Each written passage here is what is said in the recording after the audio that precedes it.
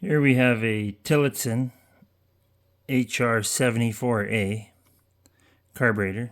This is your choke, throttle, diaphragm. Now there's an impulse port right here, and it matches one on the intake manifold of the engine. And the pressure in that impulse port causes this diaphragm to move up and down,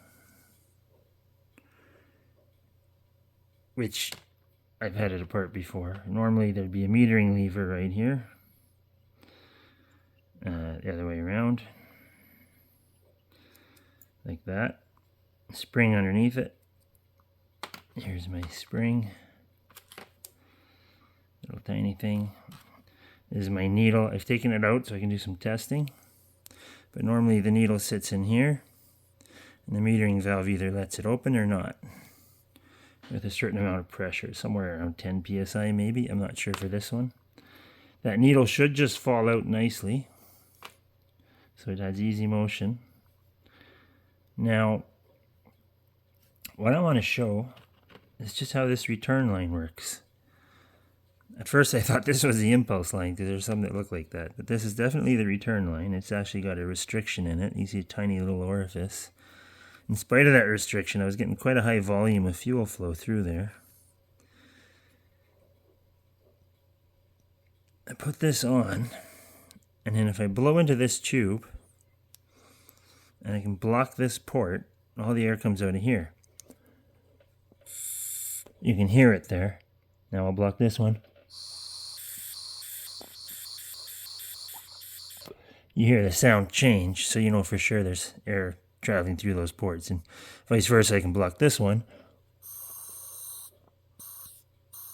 If I block them both, you see that the airflow sound stops completely. So in other words,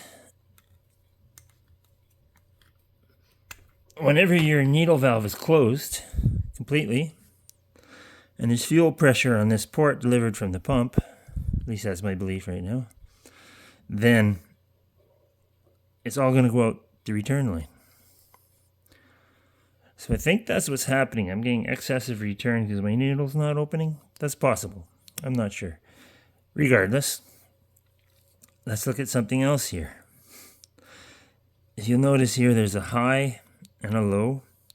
So this is your high speed screw adjustment, and this is your low speed adjustment.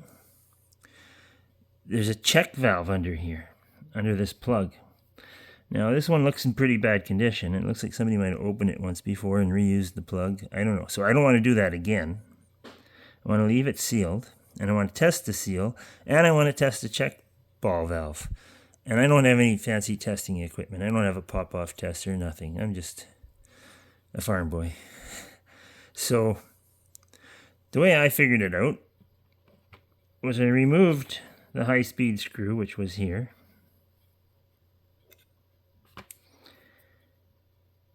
And then I can put my little tubey tube, the nice clean cut edge, onto the high-speed screw hole, and I can blow air in here.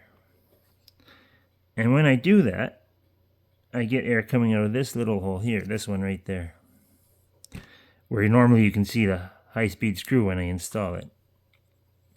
If you look, if I were to put this in all the way, eventually you'll see it show up in that hole. There it is. See the needle point inside the hole? Right. Anyway, take that out again. I had to free that spring up. It was seized solid. This is off a 1969 Alpine Rotax 299cc. I don't know if that was its original engine. Apparently they didn't come in that configuration. It could be an Olympic engine. Regardless, if I now put this here tight and I blow, you can hear the airflow. Now if I put my thumb there, you hear airflow again. But now it's coming from the venturi. You can just see it down in there. That's the venturi. Well, how do I confirm that it's coming from the venturi? Easy. I can put this guy in there, jam him in,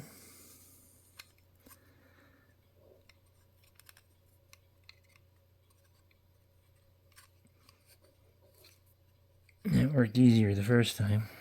I can open this up and see what's going on.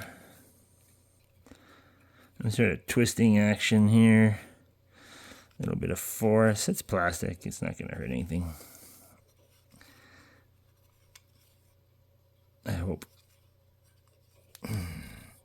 There we go. I got it in there nice, covering that hole in the Venturi. It's not a perfect cover, but it's enough to restrict it and tell me that it proved to me. Where's that high-speed screw? Here it is. Other end. Now when I go here, I can actually feel the air with my thumb coming out of this port. So now I'll thumb it.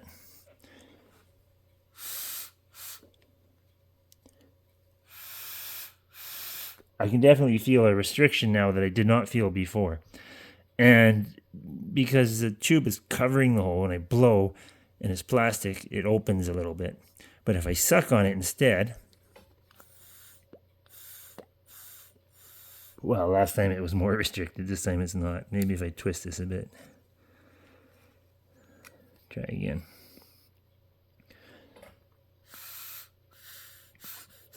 Maybe I'm not covering this hole either.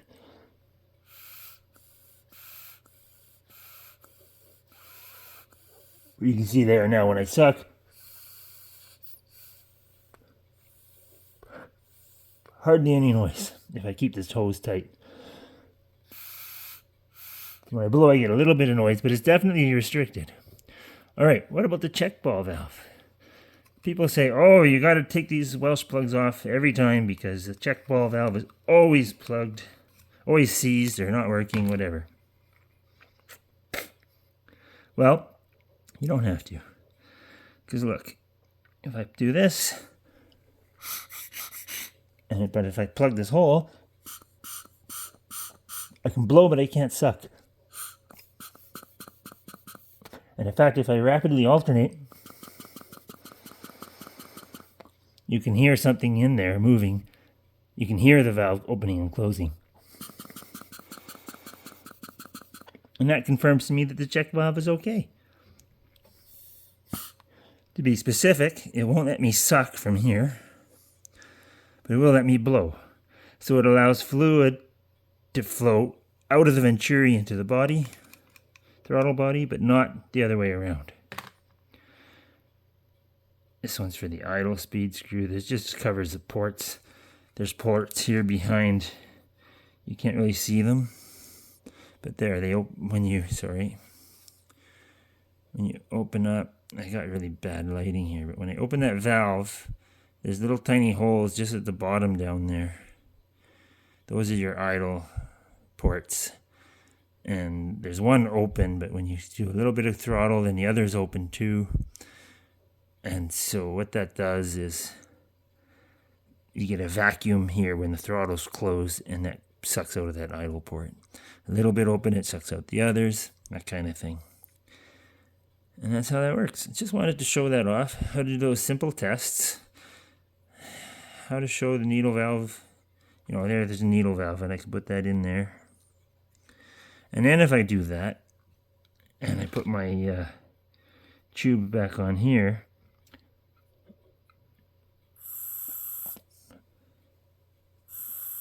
everything's coming out of this hole. Now if I cover them both, it's a little tricky. I'm keeping the needle valve closed, and I'm covering that hole. No airflow. Either way. Just as I showed before. So now, that was just the same as putting my finger over the jet there. Alright. Thanks for watching.